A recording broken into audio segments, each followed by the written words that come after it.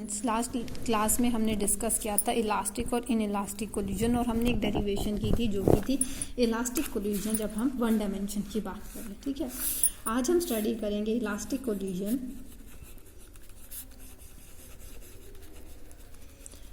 जब वो 2D की बात करते हैं। हम 2D मतलब जो हमने लास्ट में स्टडी किया था, तो हमने इसमें क्या देखा था कि आपके पास दो मास थे m1 और m2। ठीक है, अपनी वेलोसिटी से मूव कर रहे हैं u1 और u2।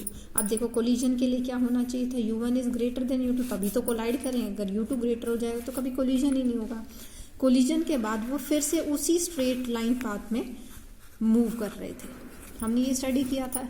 ठीक है, देखिए तो अब आपका 2D में क्या होगा कि कोलिजन के बाद वो स्ट्रेट ना मूव करके किसी एंगल पर मूव कर जाएंगे। फाइन, तो वो आएगा आपका इलास्टिक कोलिजन जो कि 2D में होगा।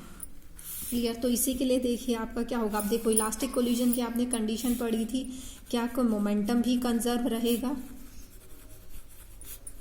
और आपकी काइनेटिक एनर्जी भी कंजर्व रहेगी। ठीक है, काइनेटिक एनर्जी क्या था कि आपकी इनिशियल और फाइनल पोजीशन पर रहेगी, और जो आपका मोमेंटम था वो आपका through out the complete process conserve रहेगा, कि आप कहीं भी देखें तो आपका मोमेंटम जो है वो कंजर्व ही आपको दिखेगा। फाइन, अब देखिए अब इलास्टिक कोलिजन हम 2D में, आपके पास दो मास हैं m1 m2, इनिशियली मूव कर रहे हैं वो वेलोसिटी u1 और u2 से। फाइन, वो कोलाइड करेंगे, कोलिजन हो गया। कोलिजन के बाद क्या होगा कि वो मूव कर जाएंगे, ये अगर आपकी एक्स एक्सिस है तो वो कुछ इस तरीके से मूव कर जाएंगे। मास m1 मूव कर जाएगा आपकी एंगल θ1 पर, मास m2 मूव कर जाएगा आपका θ2 एंगल पर। क्लियर, अब देखिए एंगल की बात आ गई है तो हमें क्या करना पड़ेगा, इसके कंपोनेंट्स में ब्रेक करना पड़ेगा। क्लियर, अब देखो इसके अगर हम कंपोनेंट्स ब्रेक करते हैं, ये हमारा m1 मास और m2 मास मूव कर रहे थे, यहाँ पे कोलाइड हुए, तो ये इस तरीके से आपके स्प्लिट हो गए। ये आपका m1, अब देखिए m1 की अगर हम देखें तो ये x एक्सिस पर और y एक्सिस पर हमारे इस तरीके से हमने कंपोनेंट ब्रेक करने सीखे थे। तो यहाँ पर भी आपका क्या θ1 एंगल बनेगा पैरेलल, तो ये वाला जो कंपोनेंट हो जाएगा इस पॉइंट पर जाके आ जाएगा। ये आपका किस वेलोसिटी से मूव कर रहे थे, आपकी v1 वेलोसिटी, m1 की आफ्टर कोलिजन हमारी v1 वेलोसिटी, तो आपका जो कंपोनेंट ब्रेक होगा वो क्या हो जाएगा v1 cos θ1, और जो आपका अपर कंपोनेंट आएगा that is along y axis, उसकी वैल्यू रहेगी v1 sin θ1। Same is the case with object of mass m2 जो है उसका भी क्या रहेगा, यहीं से एंगल बनेगा आपका θ2 एंगल बन जाएगा, क्योंकि ये एंगल θ2 था आपका। तो अब देखिए इसका वही कंपोनेंट रहेगा आपका, ये क्या v2 वेलोसिटी से मूव करेगा, तो यहाँ पर हो जाएगा आपका v2 cos θ2, और आपका y एक्सिस के अलॉन्ग रहेगा आपका v2 sin θ2। राइट, अब देखिए अब आपको क्या है, इलास्टिक कोलिजन की दोनों कंडीशंस बनाकर, जो दोनों कंडीशंस हैं उनको यूज़ करके हम क्या करेंगे, इक्वेशन बनाएंगे। फाइन, तो अगर हम देखें मोमेंटम को कंजर्व करते हैं तो आपके पास इक्वेशन क्या बनेगी, मोमेंटम को कंजर्व करेंगे तो उसके लिए आपके पास क्या है, m1 v1, मोमेंटम का यही फॉर्मूला है, mv। अब देखो तो अगर आपके पास कोई भी मोमेंटम है, अब देखिए यहाँ पर जो हमने इससे प्रीवियस केस में जब हम 1D की बात कर रहे थे तो उसमें हमारे पास क्या था, हम अलोंग एक्स एक्सिस ही कंसीडर, मतलब जो हमारी मूवमेंट थी सारी एक्स एक्सिस के अलोंग थी। अब आपके पास क्या है, वाई एक्सिस के अलोंग भी है और एक्स एक्सिस के अलोंग भी है, तो आपके दो कंपोनेंट्स मतलब दो इक्वेशंस बनेंगी। क्यों, क्योंकि हम दोनों एक्सिस को कंसीडर करेंगे। फाइन, तो अब देखिए अगर हमारे पास एक्स एक्सिस के अलोंग है, वाई एक्सिस के अलोंग है, तो दोनों के लिए क्या आएगा, अब कंजर्वेशन ऑफ मोमेंटम देखो। अब अगर हम एक्स एक्सिस के अलोंग लेते हैं तो आपके पास क्या है, इनिशियली जब ये मूव कर रहे थे तो एक्स एक्सिस के अलोंग ही मूव कर रहे थे, वाई एक्सिस के अलोंग तो इनकी कोई मूवमेंट ही नहीं थी, तो एक्स एक्सिस के अलोंग ही हम क्या करेंगे, इनकी वैल्यूज कंसीडर करेंगे। तो एक्स एक्सिस के अलोंग इनकी वैल्यू कंसीडर की गई तो उसमें हम क्या देखेंगे कि आपके पास जो मूवमेंट थी तो m1 u1। ठीक है, अब देखो अगर हमारे पास इनिशियली हमने बोला कि जो आपके पास दो पार्टिकल्स थे, ठीक है, m1 और M2। तो उसमें हम अपनी कंडीशन रख रहे हैं कि वो M2 पार्टिकल था वो रेस्ट पर था, ठीक है, M2 पार्टिकल रेस्ट पर था। तो इसके लिए क्या हो जाएगा, आपकी U2 की वैल्यू 0 हो जाएगी। तो इसका मतलब सिर्फ एक ही वैल्यू आएगी M1 U1 होगा तो आपके पास, ठीक है। तो हम क्या करेंगे, एक्स एक्सिस के अलॉन्ग लेंगे। अब एक्स एक्सिस के अलॉन्ग देखो कंपोनेंट्स क्या है, मास तो वही रहेगा आपका M1, वेलोसिटी क्या है, V1 cos θ1 प्लस आपके पास M2 V2 cos θ2, ठीक है। ये आपकी एक्स एक्सिस के अलॉन्ग रहे, या वाई एक्सिस के अलॉन्ग देखो इनिशियली कोई मूवमेंट ही नहीं थी, तो ये वैल्यू क्या हो जाएगी, 0। आपके पास क्या रहेगा M1, अब देखिए वाई एक्सिस के अलॉन्ग क्या था, V1 sin θ1, ठीक है। तो हमारा दूसरा कंपोनेंट क्या आ जाएगा, M2 और V2 sin θ2, ठीक है। तो आपकी क्या है, दो इक्वेशन बन गई, किसकी, मोमेंटम से रिलेटेड, क्लियर। ऐसे ही हमारे पास क्या होगा, काइनेटिक एनर्जी कंजर्व रहेगी, तो काइनेटिक एनर्जी का भी हमारे पास वही इक्वेशन बनेगी, फॉर्मूला हम बनाएंगे, ठीक है। तो अब काइनेटिक एनर्जी से हमारा क्या बनेगा, हाफ। अब देखिए इनिशियली हमारी जो सेकेंड बॉडी थी दैट इज M2 वो रेस्ट पर थी, तो उसकी तो कोई काइनेटिक एनर्जी रहेगी नहीं। तो आपके पास क्या आएगा, M2 M1 U1 square equals to, ठीक है, half M1 V1 square plus half M2 V2 square. हमारे पास ये काइनेटिक एनर्जी की इक्वेशन बन जाएगी, ठीक है, कंजर्वेशन। अब देखिए आपके पास जो हमें देखना है वो हमारे पास आएगा क्या, कि काइनेटिक एनर्जी कैसी रहेगी, और इसके कुछ स्पेशल केस हैं, ठीक है। अब काइनेटिक एनर्जी से रिलेटेड और मोमेंटम से रिलेटेड आपके पास देखो 3 इक्वेशन आई हैं। अब उन तीनों इक्वेशन से रिलेटेड हम क्या करेंगे, कुछ स्पेशल केस कंसीडर करेंगे, ठीक है।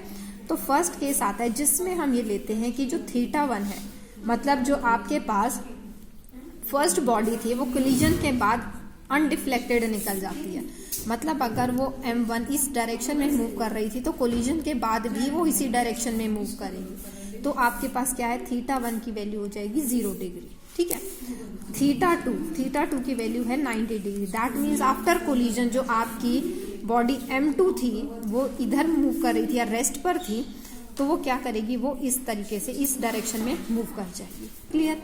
तो अब इन दोनों एंगल्स को, that means θ1 equals to 0 degree and θ2 equals to 90 degree, when we replace these values here, तो आपके पास वैल्यू क्या आ जाएगी, cos 0 डिग्री और cos 90 डिग्री, ठीक है। तो अब 90 डिग्री की वैल्यू 0 हो जाएगी और cos 0 की वैल्यू 1 हो जाएगी। तो यहाँ से देखिए M1 से M1 कैंसिल हो जाएगा, ये वैल्यू 0, तो U1 इक्वल्स टू V1 आ जाएगी। तो इससे हमारे पास क्या वैल्यू आएगी, U1 equals to V1 momentum के लिए। सेकंड कंडीशन में देखिए यहाँ पे साइन 0 डिग्री और साइन 90 डिग्री, क्लियर, और इसकी वैल्यू 0। तो इसका मतलब क्या हुआ, ये वैल्यू तो 0 हो जाएगी साइन 0 डिग्री, ये वाली वैल्यू क्या रहेगी आपकी साइन 90, ये 1 हो जाएगी। तो आपके पास क्या रहेगी, इससे इक्वेशन आएगी M2 V2 इक्वल्स टू 0। तो अब देखिए मास तो 0 होगा नहीं, कोई भी ऑब्जेक्ट है, तो इसका मतलब क्या आया, यहाँ से हम कह सकते हैं V2 की वैल्यू 0 आई। तो जो ये कंडीशन होती है आपकी, इसका हमने स्पेशल कंडीशन के लिए हमने नाम दिया ग्लांसिंग कोलिजन। क्या है, ग्लांसिंग कोलिजन, ठीक है। तो ये क्या है, ग्लांसिंग कोलिजन में आपसे पूछा जा सकता है कि ग्लांसिंग कोलिजन क्या है, तो उसमें आपको बताना पड़ेगा कि after collision when the initial body moving will not deflect, और आपके पास जो सेकेंड बॉडी है after collision that will deflect by the angle of 90 degree.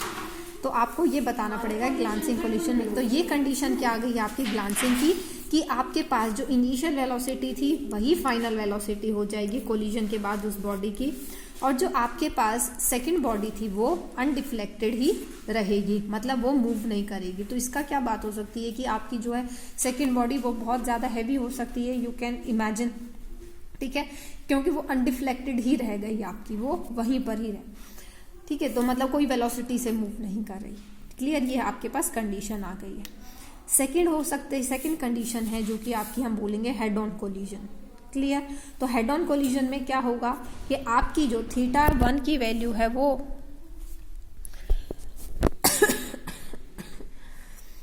Theta 1 की जो वैल्यू है वो कुछ रहेगी और जो थीटा 2 है वो 0 रह जाएगा, ठीक है। हेड ऑन कोलिजन में हम वो रखेंगे, तो वैसे ही आपकी उसकी भी कंडीशन आ जाएगी, जो सेकंड कंडीशन हम लेंगे जिसको हम बोल रहे हैं क्या, हेड ऑन कोलिजन। आपको क्या करना है, वही सेम ऐसे ही वैल्यूज पुट करनी है और ऐसे ही आपकी कंडीशन आ जाएगी, ठीक है।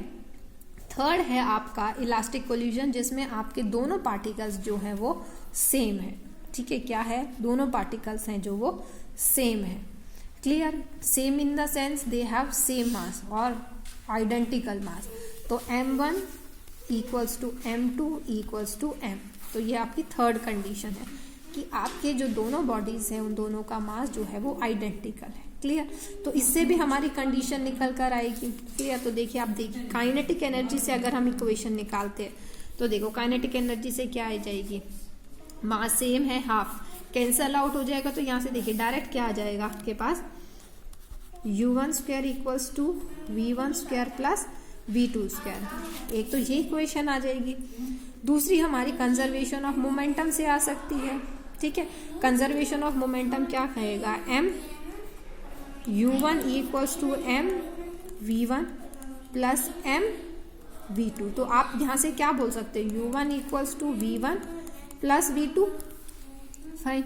तो हम क्या करें, u2 की वैल्यू हमें u स्क्वायर की वैल्यू निकाले तो हम इसी इक्वेशन को मल्टीप्लाई कर देते हैं 2 बार।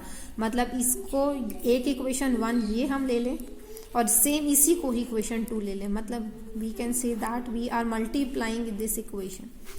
तो आपके पास क्या आ जाएगा, u1 into u1 equals to v1 plus v2 into v1 plus v2। तो आपके पास ये आ जाएगी। अब आप क्या करेंगे, ब्रैकेट ओपन करेंगे तो आपके पास ये इक्वेशन सॉल्व हो जाएगी।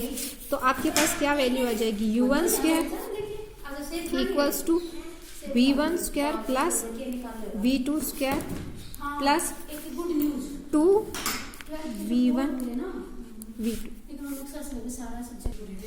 ठीक है। तो आपके पास क्या है, ये इक्वेशन आ जाएगी। अब देखिए, आपने इनिशियली जो काइनेटिक एनर्जी थी उससे हमारे पास ये कंडीशन आई थी v1 square plus v2 square equals to u1 square. तो v1 square plus v2 square, इसकी जगह हम क्या लिख सकते हैं, u1 स्क्वायर। तो ये क्या रह जाएगा आपके पास, प्लस 2 v1 v2, ये इक्वेशन रहेगी। तो अब देखिए ये इससे कैंसिल हो जाएगा, तो हम क्या बोल सकते हैं, v1 v2 इक्वल्स टू 0। तो इससे हम क्या बोल सकते हैं कि जो इन दोनों का एंगल होगा वो किसका आ जाएगा, 90 डिग्री रह जाएगा। तो मतलब ये दोनों वेलोसिटीज हैं, ये जो दोनों मूव करेंगी, तो हम क्या बोल सकते हैं, angle between velocities v1 and v2 is equals to 90 degree, ठीक है। तो ये कंडीशंस थी। इन इलास्टिक कोलिजन का हमारा थोड़ा सा रहता है, वो हम नेक्स्ट वीडियो में कवर कर लेंगे। तो आपने 2 चीज़ें स्टडी की हैं, इलास्टिक कोलिजन जिसका कि 1D पहले आपने स्टडी किया, फिर हमने स्टडी किया इलास्टिक कोलिजन जिसका कि 2D में स्टडी किया। अब इलास्टिक कोलिजन आपको पता है क्या होता है, कि जिसमें मोमेंटम कंजर्व रहता है, वो तो हर कोलिजन में रहेगा। सेकेंड, काइनेटिक एनर्जी कंजर्व रहती है।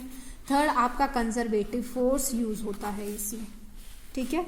तो ये सब चीज़ें रिलेटेड थी किससे, आपकी इलास्टिक कोलिजन से, ठीक है। तो यहाँ आपका इलास्टिक कोलिजन कंप्लीट होता है। कल हमारा ये चैप्टर कंप्लीट हो जाएगा, जिसमें कि हमारा रहता है इन इलास्टिक और हमारा रहता है कोफिशिएंट ऑफ रेस्टिट्यूशन, ठीक है। तो दैट्स ऑल।